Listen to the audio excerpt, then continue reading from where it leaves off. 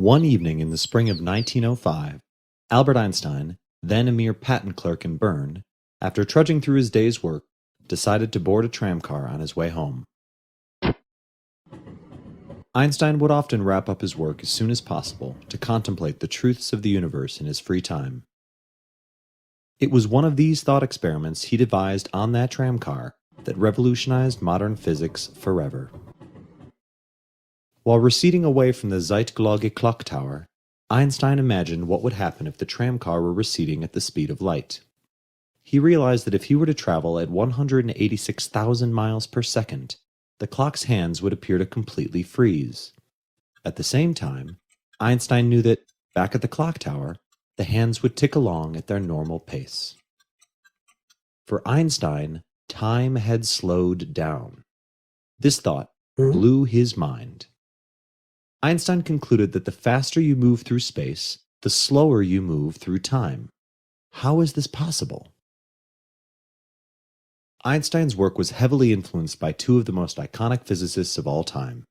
First, there were the laws of motion, discovered by his idol Isaac Newton, and second were the laws of electromagnetism, laid down by James Clerk Maxwell.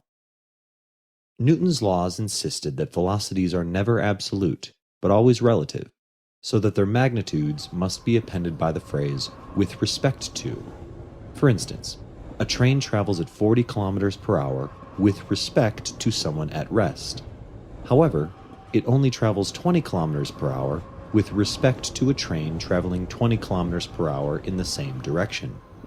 Or, it travels 60 kilometers per hour with respect to another train traveling in the opposite direction at 20 kilometers per hour. This is also true for the velocities of Earth, the Sun, and the entire Milky Way galaxy. On the other hand, Maxwell found that the speed of an electromagnetic wave, such as light, is fixed at an exorbitant 299,792,458 meters per second, regardless of who observes it.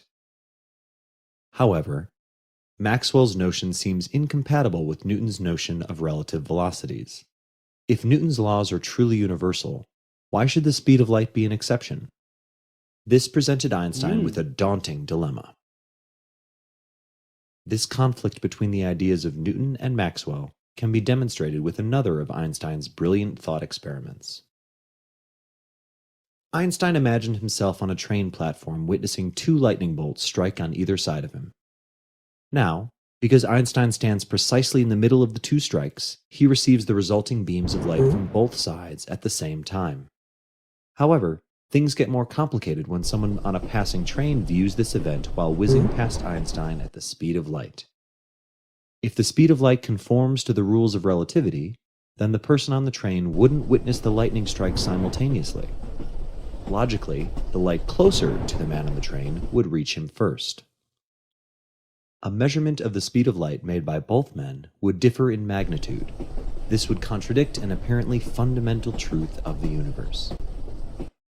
Einstein had to make a difficult choice. Either Newton's laws were incomplete, or the speed of light was not a universal constant. Einstein realized that the two notions could coexist with a small tweak in Newton's laws. To get rid of the discrepancy in the measurements, Einstein suggested that time itself, for the man on the train, must slow down to compensate for the decrease in speed, such that the magnitude remains a constant. Einstein called this absurdity time dilation, and his newfound theory special relativity. Newton believed that time moved unflinchingly in a single direction, forward. Einstein, however, had just realized that time stretches and contracts, varying with velocity. Due to its malleability, time, like space, deserved its own dimension. In fact, Einstein claimed that the two were one and the same. Together, they formed a four-dimensional fabric or continuum called space-time, upon which the mundane events of the universe would unfold. Einstein suggested that massive objects like the sun didn't pull bodies like Earth with a mysterious, inexplicable tug, but rather curved the fabric of space-time around them, forcing Earth to fall down into this steep valley. A highly simplified analogy is the dip in a trampoline made by the of a bowling ball. If a marble were placed on that trampoline, the marble would immediately roll towards the bowling ball in the center. This is also true for Earth's gravity. We are pinned to the ground because space, so distorted by the Earth's mass, pushes us down from above. However, the slump in the fabric around Earth is not uniform, and Earth's gravity grows more intense as we move towards its center, where the curvature is at a maximum. Therefore, like the marble on the trampoline, an object that falls towards the Earth accelerates as it races towards the center of the planet. It falls faster when just above the surface than it does, say, when it is slightly above the atmosphere. But hey, according to special relativity, the faster you move through space, the slower you move through time. This means that time runs slower on Earth's surface than it does above the atmosphere.